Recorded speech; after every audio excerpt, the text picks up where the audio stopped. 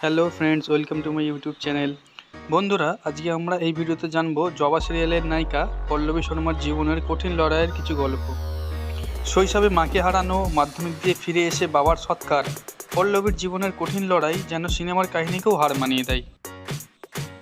ভিডিওটি দেখার আগে আপনি যদি পল্লবী শর্মার ফ্যান হন তাহলে দিয়ে দিন লাইক। আমাদের চ্যানেলে নতুন হলে চ্যানেলটি সাবস্ক্রাইব করে আমাদের চ্যানেলের নতুন সদস্য হয়ে উঠুন।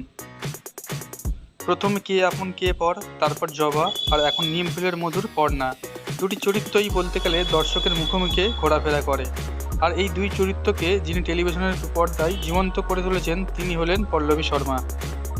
নিঃসন্দেহে তিনি এই মুহূর্তে বাংলা সিরিয়ালের প্রথম সারির অভিনেত্রী। তবে তার নিজের বাস্তব জীবনের গল্পটাও কোনো সিনেমার গল্পের থেকে কম নয়। পল্লবীর নিজের জীবনে রয়েছে অনেক চড়াই উতরাই। পল্লবী শর্মা খুব ছোট বয়সে তার বাবা মাকে হারিয়েছিলেন। তিনি যখন ক্লাস 2-এ পড়েন তখন তার মায়ের ব্রেন টিউমার ধরা পড়ে।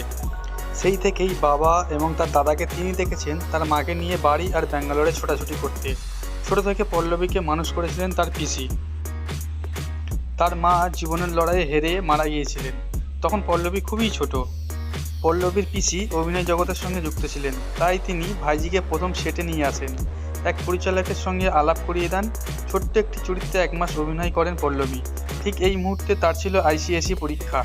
পরীক্ষার আগের দিন তার বাবা অসুস্থ হয়ে পড়েন। পল্লবী ছুটে যান তার বাবাকে দেখতে। বাবা তাকে সাহস দিয়ে বলেন পল্লবী যেন নির্ভয়ে ক্লাস 10-এর পরীক্ষাটা দেয়, তিনি খুব তাড়াতাড়ি সুস্থ হয়ে উঠবেন। কিন্তু ভাগ্য এবারেও পল্লবীর কঠিন পরীক্ষা নাই। বোর্ডের পরীক্ষার আগের রাতে বাবার শরীরের অবস্থা আরও অবনতি হয়। ভোর রাতে পল্লবী খবর পান তার বাবাও মায়ের মতো না ফেরার দেশে চলে গিয়েছেন। সেই দিনই ছিল তার বোর্ডের প্রথম পরীক্ষা। পল্লবীকে অনেকেই বলেছিলেন পরীক্ষাটি সেই বছর ড্রপ করতে, কিন্তু অভিনেত্রী তাদের রাজি হননি। বাবার কথা রেখে তিনি পরীক্ষা দিতে গিয়েছিলেন। ফিরে এসে বাবার শেষকৃত্য সম্পন্ন করতে শ্মশানে চলে যান। জীবনে প্রতি পদে পদে কঠিন লড়াইয়ের মুখে পড়তে হয়েছে পল্লবীকে। যে পিসি তাকে মায়ের ভালোবাসা দিয়ে বড় করে তুলেছিলেন তিনিও প্রয়াত হয়েছেন। এখন পল্লবীর পরিবার বলতে দাদা, বৌদি এবং ছোট্ট একটা ভাইজি আছে। এরাই এখন তার আপনজন। সিরিয়ালের পর্ণা যেমন সবাইকে নিয়ে থাকতে ভালোবাসে, পল্লবীও বাস্তবে তার কাছের মানুষের সঙ্গে থাকতে পছন্দ করেন।